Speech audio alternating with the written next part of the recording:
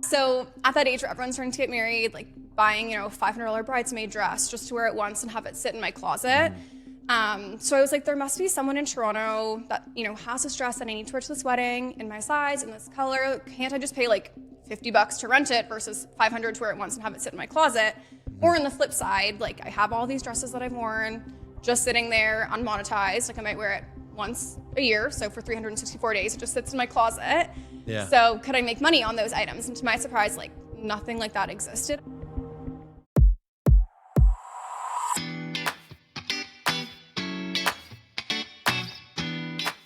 This week, we're talking fashion, something Chris brutally sucks at. But it turns out that thanks to Rax, his situation may be salvageable. Rax is Canada's peer-to-peer wardrobe rental app, where you can save money borrowing and make money lending your closet. Co-founder Marley Ailes is here today to tell us about Rax, how to own the social media game, and win a ton of awards. Startup Different Innovators, let's go.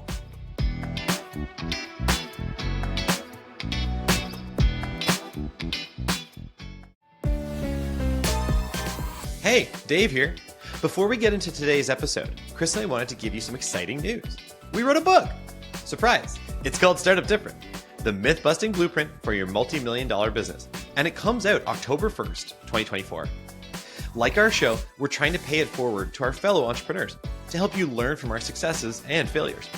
The book busts over 33 myths, tells some of our most hilarious stories, and gives you many of our best tools to build, scale, and exit your business.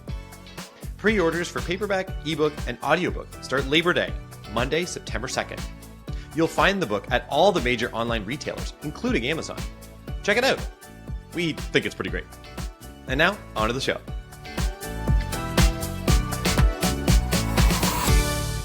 Hello, folks, and welcome to Startup Different. I'm Dave. He's Chris. She's Marley. Marley, how you doing? I'm good. Thanks so much for having me on. I know. Welcome to the studio. Thanks. It's so cool here. I know. For those of you listening on wherever you get your podcasts, we have a new studio today. Check us out on YouTube. It's pretty awesome.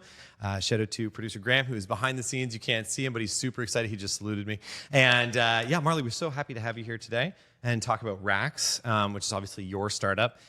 We actually met you, I believe at Queen's University. Yes. There was a big sort of case competition going on. You did pretty well in that, if I'm not mistaken. I tied for second. Tied for you guys second. were the judges, though. Yeah, so I know. Well, we did vote with. We did vote for you. Okay, Thank so you. I mean, come on.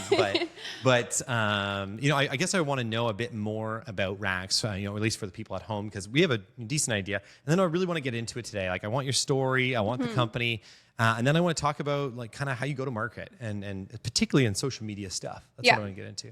Totally, yeah. Well, Rax came from my own pain point. I'm at the age where all my friends are starting to get married. Oh, wow. Very scary. OMG. I know. So scary. Like next summer, I already have 7 weddings to attend. 7? In a lot of them too, yeah. What? That's So- like at least half the summer. I know, it's going to be all my vacation, all my money. Seriously. But so at that age where everyone's starting to get married, like buying, $500 bridesmaid dress just to wear it once and have it sit in my closet. So I was like, there must be someone in Toronto that, has this dress that I need to wear to this wedding in my size, in this color. Can't I just pay like $50 to rent it versus $500 to wear it once and have it sit in my closet? Or on the flip side, like I have all these dresses that I've worn just sitting there unmonetized. Like I might wear it once a year. So for 364 days, it just sits in my closet. Yeah. So could I make money on those items? And to my surprise, like nothing like that existed. I was familiar with resale apps like Poshmark or Depop where Sure. you can sell your clothes, but there was nothing for rental. So I was like, why don't I create it? Long story short. Yeah, it's a big market though, because I know. So I don't go to as many weddings. I don't have 7, but I do remember that time in my life, by the way, when it was just like mayhem. Yeah. But my wife on occasion will rent really nice dresses because we went to like a black tie, super like I gotta get a tuxedo kind of thing. And it's a really big industry. I think it's interesting though because it's peer to peer. I think that's really the differentiator. Can you go why was that the decision? Like, why not buy a bunch of inventory and kind of like? Yeah. So your wife might go to like a brick and mortar store where she can try on the dress. Yeah. That solves one side of the market, right? Like her wanting to borrow. But what about her closet full of clothes that she wants to rent out? And Rent the Runway really created like the rental space in probably like the 2010s. But they're also only solving for one side of the market. Lending out items, not being able to monetize items in someone's closet. Right. So yeah, I just thought like the item that you already want to wear already exists in someone else's closet. And even like Rent the Runway has had a hard time getting to profitability because they own the inventory, they warehouse it, they dry clean it. They're, fun fact, the largest dry cleaner in the US. Oh, interesting. Yeah, so depreciation on their assets, like they've had a hard time kind of monetizing that. Whereas for Rax, like we're just the technology, we're just the marketplace, we're just connecting two sides. Yeah, you're the network. Yeah. Right? It's interesting. You're like the network for the, it's like an idle capital business. Yeah. You know, you have all this stuff, this capital locked up in dresses or other, it's not just dresses, right? It's all kinds of stuff. It's like shoes, accessories. Right. Yeah, so anything kind of like that would be in your wardrobe. What's the biggest mover? What's the biggest thing that's rented? Would you know that? Or Definitely like wedding guest dresses. So people attending a formal event, wanting to wear a dress once. We're also in long-term rentals though too. So picture like something that's trendy for one season. You can rent it out for like 3 months, 6 months, depending on how long the lender allows you to rent it out for. So that's kind of where we're trying to differentiate, is also in those like seasonal wear. If you want to rent out a winter jacket, like not just daily rentals. So Marley, is it like high-end clothing only, or is it, you know, I'm assuming my Amazon Basic stuff isn't going to make it? No one wants to rent your like white t-shirt. Hey, you look great, man. You look great. Thanks, Don't Dave. even.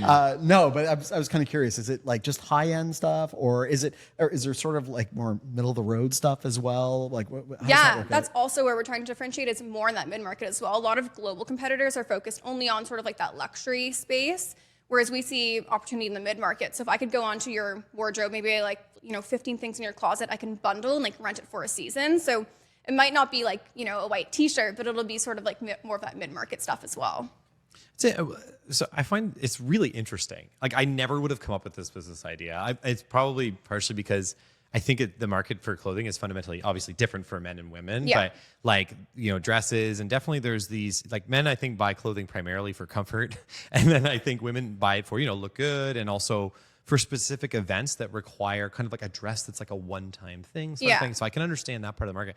But that mid-market thing is interesting. Like, does that happen a lot? Like, is that a space you're trying to enter because you think there's a lot of opportunity there, or because it's a space that other competitors aren't in? You know what I mean? Like, yeah, I think a bit of both. Like, I think if I think to the summer, there's so many like trends that I want to wear this summer, but I don't necessarily want to buy them because I know I'm probably going to hate them next summer. But if someone already had them in their wardrobe and I could rent, like I think it's more of an assumption, which I'm going to work to prove out in the next few months before building it, because I think that's an important thing too, is like before building, actually proving it out. So it's in our product roadmap. I know you guys hate roadmaps. If you listen to the previous my podcast. God, you listened to the show? She was the one. Sorry. Yeah, so it's in our roadmap, but we'll work to kind of prove it out if it's going to be a thing. But yeah, competitors aren't playing in that space. So hopefully it's somewhere we can be a little bit different. Okay. So just walk me through it. So say by some fluke, Dave wants to rent my Amazon Basics white T-shirt. How do I do I get a notice? Like, walk me through what that looks like from the person that's renting their stuff. What does that look like, kind of like front to back? Yeah. So if you want to rent out your Amazon Basic stuff, I'll probably decline it on the app. Please do. It's curated? You Well, curate it? right now- Or are you just like out of principle? Like, you're just like, no freaking way. Right now it's not, but probably in the future we'll get to a spot where we're like approving or declining listings to keep the inventory like high quality. Right. But you would go on and you would fill out things like brand, size, color, a description. You would add photos. You would put how much it's worth, and Rax automatically recommends an 80% discount. So if it's $100 for easy math, we'd recommend renting it out for $20. Okay. And then you can block off dates that you want to wear it. So maybe you're going to wear it next week. You can block it off so no one can rent it. And you add your address so it knows where you are. You click list. And then if I'm scrolling on Rax and I come across it, it'll say like 5 kilometers away. So I know if I can locally pick it up or shipping. I choose what dates I want it for. Right now we have standard dates just to kind of give people choice. So you can rent it for as little as 4 days, up to 6 months, like I mentioned, if you allowed it to be rented out for that amount of time. And then I would either do shipping or local pickup, and then you would ship it out to me, or local pickup, and we have Canada Post integrated into the app, so it's all done super easily. Right. Yeah. So there's a whole bunch of so many different I know. questions. I just spoke so Yeah, much. yeah. There's a lot of different Now things we're in into there. it. Well, Yeah. okay. I mean, okay. Let's zoom out for a second because I'm interested in. So you also mentioned the product roadmap. So let's talk about roadmap Yeah. for a second. So what does your team look like? Do you have a bunch of developers? Like, are you doing that in house? Like some of the founders we've spoken to, they've got teams that are sort of like third party or like I think they're called fractionals. Help me out here, Chris. Yep. Yeah. Yep. And so like, how do you approach sort of the software development piece of your business? Yeah, so right now we have one full-time developer. We have 2 part-time developers, and we also have a designer that helps with just part-time, helps with all our app designs. But yeah, it definitely takes a long time. Okay, that's fine. Interesting. Well, I mean, we know the world of software development Yeah. can be pretty crazy, and also it's such a moving target. But anyway, and then Yeah. you mentioned something really interesting there, which was this. It's going to be discounted by 80% as the recommended price. So that's got to be something data driven. There's got to be some reason behind that. But just like doing some really quick fuzzy math, that means like 5 times to get like the return, like to basically cover your costs of that Yeah. item. Is that why? Why? I'm really interested in why that's the recommendation. Yeah, it's funny you say data-driven because I guess I kind of just like made it up Or- thinking that was an assumption. Anecdotal data. Yeah, myself. Yeah, a lot of competitors are doing that as well globally, Okay. like more of so like an 80% discount. And if you think about like what's worth on the lender side to make money and what's worth on the borrowing side to actually be willing to buy it, it's kind of like that 80% off. Well, this is really what I want to know too. So Yeah. then the extension of this is what does everybody make? Yeah. So how does that work? So Rox takes 20% commission from the lender. So if you rent out your t-shirt for 100, you'd make 80 and Rox would make 20. Sure. So we're not absorbing any like fees on the borrower side, just what Makes they sense. pay. No, it Yeah. makes sense. Okay. Wow. This is a pretty sophisticated like operation to It just be sounds moving around like clothes. that, but I mean, we launched our MVP app, and I know you guys talked about in your podcast too, Yep, how all the time. it should be like half built feature-wise, not a half product, not a half-ass product. Yes, Yeah. and I would say mine was half-ass. Oh, really? Yeah. Yeah. You've been there. Yeah. I mean, you can aspire to have a product, but Yes. sometimes it doesn't work out. So it's funny you say like it seems so like advanced and whatever, but it really isn't. Like I launched my no-code app. I'm not a developer, unfortunately. That's okay. So I launched using a no-code tool called Adalo, and really slow and laggy, like spent months building it, just wasn't where it needed to be. So I'm like, okay, do I just launch it, put it out there and just see if people want it? Since it is such a new idea, like no one really knows about clothing rental. No one really understands like how it works. So I launched it very slow and laggy. I don't know if I should have, but I did. Okay. Just to get feedback. And I mean, people were using it. We have over 600 listings now. Of people actually uploading items, even though it takes like 10 minutes to list when it should take like 2. Yeah. Right. We've had quite a few transactions as well, but I mean, the main feedback is like it's slow and laggy. Yeah. Right. So we basically took that feedback, and now we're hopefully relaunching our fully coded like React Native app at the end of July. nice. But yeah, it was definitely a half-ass MVP. Big fans of React Native, actually. Yeah. We had a big. I don't know. Do you want to tell the story? Yeah, we had a different development platform we were using. We used it for like 10 years, and we actually loved it. It worked Yeah. out great. And then one day they said, yeah, a year from now, it's gone. Yeah. Good luck. God bless. So you had to rebuild. Yeah, we had to rebuild from scratch, and we had a lot of code in it. Yeah. So we used React Native Yeah. and kind of started from scratch, rebuilt our whole thing. Yeah. But wow, that was a journey. So I can Process, yeah. imagine what you guys are in, because even though your initial MVP was a no code kind of thing that you put together Yeah. quickly, it's still a lot of work to actually build out a product. And that was the thing. I was like, I spent all this time, like I might as well just launch it instead of waiting a year and like building something that I don't know people want. Like at least now I know what people want because I launched that half-assed I MVP. think it's a good idea, actually. I think you did the right thing by putting it out into the market because, you know, if you don't do that and then you let's say you decide to find a developer at that point and invest all this money, 50 to 100 grand, I don't even know, like whatever you're going to end up paying for it, and you try to build out this MVP, but you didn't have actually any insight into the market, you're going to be way further behind. So I think about our original app, our safety app at Queen's University called Secure. When we launched that, it didn't do much. I think it had 6 buttons, and one of them was like calling. You know what I mean? Yeah. So I think you have to get it out there, right, to get a sense of what the market actually wants. Yeah. And I think people too, like, I think I come in it as a position of like, I'm Marley, I'm the founder. Like, I know it's slow, I know it's laggy. And people are a lot nicer than you think they would be. Like, there's a lot of people that give us 1 star on the App Store and they're like, this is so slow. Yeah. And then there's people that reach out like, hey, this isn't working. And I'm like, hi, I know, like, we're fixing it. Like, I'm Marley. Like, I kind of try to show that like transparency and like great, yeah. I'm behind the brands. So people are nicer than you would think. Are you saying though that there are haters on the internet? Yeah. I have a lot of 1-star reviews, so please give or like us the bot 5 stars. reviews. Yeah, if you're watching right now, we're gonna need you to give a 5-star review to Rax on Rax and the podcast. Yeah. Start up different if you don't mind. Thank you very much. But that is interesting because there's a lot of complexity there. But I think that's the right move to sort of move to market first, and then get a sense for it there.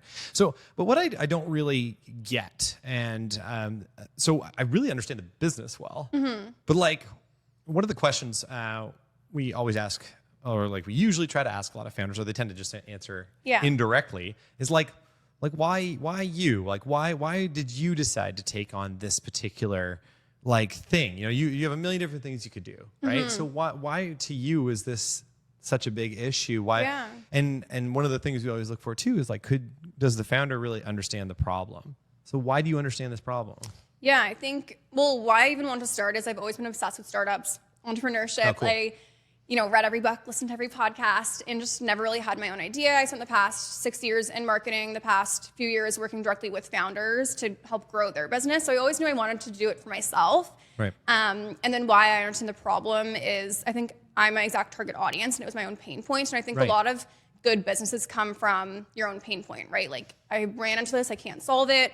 And I think coming at it with like the problem first and then applying the solution lens versus like me just knowing I wanted a peer-to-peer clothing rental and trying to fit it to a problem. Like, I had the problem where I wanted access to a dress and I wanted to rent out or make money on my clothes I didn't even know rent out yet. Yeah. And then kind of applied it to the solution, which was peer-to-peer rental.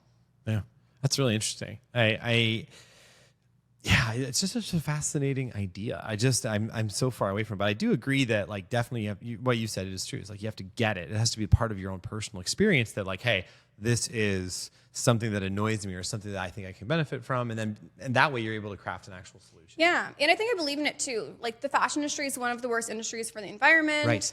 And we're trying to like solve that through the circular economy. That item that someone wants to buy already exists. It's already out there in someone's closets. There's a huge impact angle too. So I think being passionate about the sustainability angle too. Well, let's go deeper on that. So obviously, I kind of get the idea of that is that you're renting clothes so people don't have to go and buy it again. But can you tell me more about like the environmental impact? Like, I know that fast fashion is like a terrible thing. I feel like I have a picture in my mind of like a dump that's just full of like, I don't Chris's know. Amazon Chris's Amazon basics. Chris, we're trying to save the earth here, man. So tell, like, was that, there's this term like greenwashing, right? Like, and I'm not saying you're doing that, but I want to understand like how genuine is that to you, really? Yeah. You know? Like, was that a founding principle, or was that something like, oh yeah, you know what I mean? Yeah, I think for sure I first saw kind of like the monetary aspect of it, like being able to make money on the problem. People can make money on their wardrobe, people can save money. And then it was also kind of a subset of like, oh wow, obviously I've always known the fashion industry is bad. I didn't know how bad until I actually did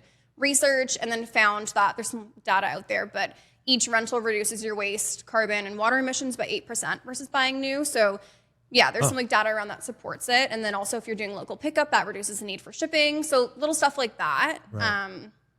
Yeah, I saw when I looked at your website, you did very much encourage that like local pickup. Yeah. As opposed to the shop. I mean, it also keeps costs down, I imagine. Totally. Marley, on that point, just curious, like I live in a condo, there's a ton of people in my building. And so when you look at your sales or the activity happening on your platform, is a lot of it like people who are near each other in like a downtown Toronto or a downtown wherever? Or how does that play out? Like, what percentage, I guess I'm asking, is like persons picking it up versus getting shipping companies involved, that kind of stuff? Yeah, I would probably say 80% local pickup, like people going on and seeing like, oh, this is 1 kilometer away from me, I can just run over and grab it. And then 20% is like, oh, I really want this item, but it's in Vancouver. Like, I'm willing to pay like $15 shipping to get it to me because I'm paying, $50 for a $500 dress. Oh, that's interesting. How do you manage the shipping, or does that just kind of up to the person who's lending the item? Yeah, so it's all integrated in the app. So as soon as you click shipping and you check out, like you'll get an email with the shipping label and it shows their address, it shows your address. So that's all dealt with. But the way it works is the borrower will pay for shipping there and the lender will pay for it back. So the lender actually has to absorb some of that cost right now, but we haven't gotten any pushback right now because they're making money on something they wouldn't have otherwise. Right. Yeah. And it's just all deducted at checkout, like when you redeem your earnings. So you don't even actually realize, like we don't actually really say. Right. I feel like though the real sweet spot is these pickups, Yeah. right? Because if I was browsing it, I think the thing I'd be looking for is like proximity, like how close is this to me? And those are the ones I'm going to prioritize that I would rather borrow those rather than something from Vancouver. Yeah. I'm guessing you can filter your results based on like kilometers away or miles away for our American friends, but that like something to that Yeah. effect? In our new app, you'll be able to, not in this half. Okay, new fast version, one. end of Yeah. July. Basically. Hopefully. I say that, but we know. Yeah. I'm like, it's July already. Yeah, so. fair enough. Yeah, that's cool. You mentioned before that you're, if I can, unless you have something else you want to ask. go ahead. You mentioned you're like a business book junkie, right? Or like you like business books. Yeah. What's one of your faves? Well, one I'm reading right now, I wouldn't say it's my fave, but just top of mind. Okay. But we're just going to apologize in advance. Yeah, to whoever sorry this for is. the author. It's called Founders at Work, and Okay. it basically takes a bunch of stories from early stage founders on how they started, but it's very like 90s, early 2000s, like the PayPals of the world, Yahoo, like Cool. MSN, like, or I guess Microsoft, but very like early stage. It's a bit hard to like connect to because they were creating the internet, like they literally created search or they created. Yeah. So it's a bit hard to connect to, but I think there's still a lot of like good nuggets and just a lot of motivational stories about how they started from nothing. So when I think about a lot of those early stage startups, especially from that era, there's like, like the Bill Gates, and then they had Steve Ballmer, so Bill Gates was like the nerd, and then there's like the sales guy that goes with it. So so Dave and I are kind of fit that mold, right? Like nerd, glasses, and loud talker. Because I don't have glasses. And because I'm loud. Yeah. There's no developers that are loud. None. But what's it like with because you have a co-founder as well? I don't, so I'm a solo founder. Oh, you are? Okay. Yeah, My misunderstanding. which would not recommend, especially when you're not Really? technical. No way. Yeah. I think when I first started, I was in the mindset like I can just create this no code, I can get traction, and then I can raise, and then I can hire someone, and like I was so passionate about the product that I was like, I want to do this all on my own. If I could go back, I would not do that. I got to be honest with you. At times, I feel like there are benefits to both. Okay. Yeah. There are drawbacks of both as well. We had some monumental fights. Well, also your brothers. So yeah. if I think about my sister, yeah. Yeah. Yeah, imagine starting a business with your sister. Yeah, we fight enough as it is. Yeah, fair enough. But it could be too, though, that like you can still get a co-founder if you really wanted to, right? Yeah. If you went out there, you found somebody who fit the mold, you thought they aligned with you on sort of your vision for the business, it could Totally. happen. Yeah, and I'm kind of looking for that right now, like sort of that person that can come in as like CTO or if they're a good fit co-founder to kind of own that tech. So now that we've done the MVP, we're relaunching the fully coded app, I feel like we'll kind of need someone to own that tech like front to end. So I am currently looking, if anyone Yeah. is There you go. I do know that I think it's something like 80% of like sort of like successful startups are co-founder like established. Totally. Two Even founders. if you're looking at getting into like YC and stuff, they most of the time won't even look at you if you don't have Oh, that really? technical Oh, that's interesting. person. Yeah. I mean, again, like the data sort of supports that, but I understand. Yeah. Well, okay, so big talk here on Rax. Very interesting, very exciting. Sounds like you have some really cool stuff coming. Get the new version, maybe a co-founder, we'll see, and lots of other great stuff. One thing I ask everybody on this show is, what is one sort of startup myth or one thing that sort of surprised you? Something that our folks here watching today can benefit from.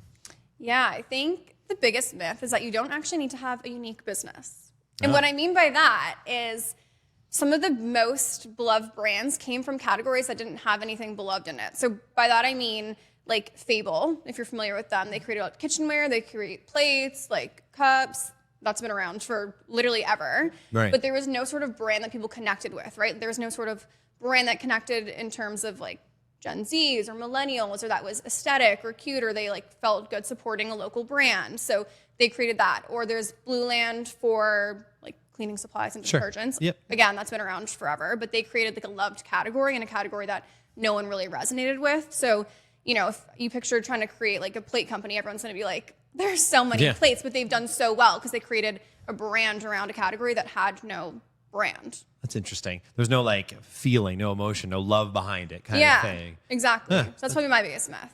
Okay, cool. So do you see when like going back to that analogy, do you see those the Poshmarks and those other ones as kind of like a competitor that people aren't really connecting with, or do you even see them as competitors? Are they more doing a different thing? Yeah, since they're in resale, like not so much, because a lot of the inventory on their apps are a little bit lower quality, so they might be listing out their Amazon Basics t-shirts. Oh man, Right. man, this has been a theme of this episode.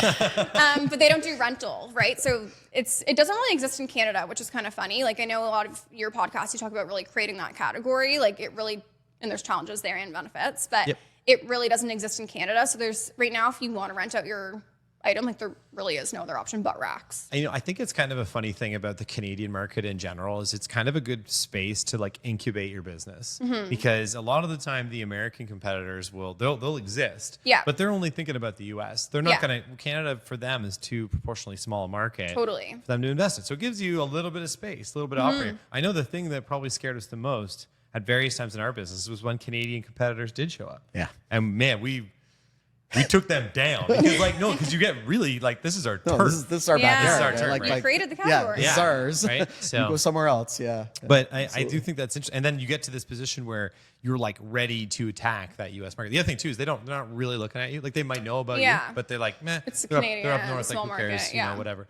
And you can decide like there's nothing holding you back from entering that market, right? So I mean, it is difficult because we would need inventory. Like we kind of need to build up a you need marketplace. people there. You have like a chicken and egg problem. That's the thing. Like right? we need supply and demand. So even like if a Canadian was to ship to an American and back, like we have duties, we have stuff like that it would probably. Oh, it's awful. Yeah, we used to ship stuff. It wouldn't be doable. So we would have to kind of create a new, I guess, company there, like from the start. Yeah. Supply. I don't. We're running out of time here, but how would you like seed a new city? Let's say you want to expand to LA. Seems like a logical, good fashion vibe. I think they're going on lots of people. You're reasonably concentrated. Yeah. How would you get it going? Like, what's the strategy? How do you get people into it?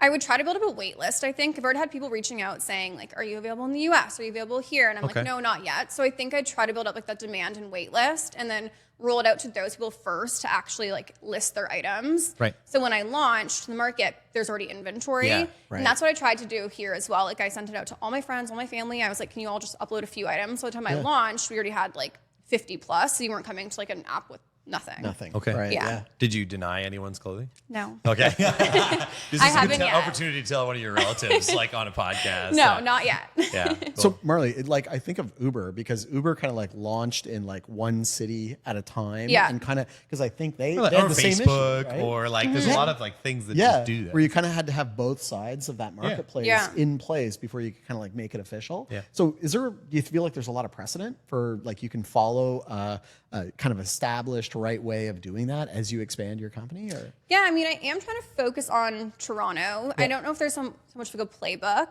but since we do offer shipping, it's not like we're only local. Like an Uber would only be local, obviously. Right. But yeah, I am trying to focus more on markets when we do paid or when we do events, like focusing on Toronto, and then a lot of our like communications are Toronto. But I also say like national. So yeah, a lot of like that local stuff just to connect with our community too. Like I think people kind of forget about the in-person local. They're so digital that they forget like, the one-to-one connection that means the most in the early stages, like doing things that aren't scalable. Yeah. For sure. Awesome. Marley, thanks so much for joining Thanks us for having today. me on. Yeah, hey, this was fantastic. I really enjoyed the conversation. It's really interesting business. Sounds like you have a pretty promising future ahead of you. And I'm looking forward to seeing where it goes. And folks, that's another episode of Startup Different. Please rate the pod wherever you are. Follow us on social. And we will be back next week with an episode where we go deeper on this interview and some of the principles that Marley brought up. So it should be a lot of fun, and we will see you then. Hey, you made it all the way to the end of the episode. Nicely done. If you enjoyed this episode, like, comment, and subscribe wherever you get your podcasts so the almighty algorithm can help others find us. Want more from Startup Different? Check out our book, Startup Different, the myth-busting blueprint for your multi-million-dollar business. Follow us on social. We're big on YouTube, Instagram, and LinkedIn. You can also check us out at startupdifferent.com. Special thanks for this episode to Graham and our friends at Toronto Podcasts. Visit them at torontopodcast.ca. See you next week.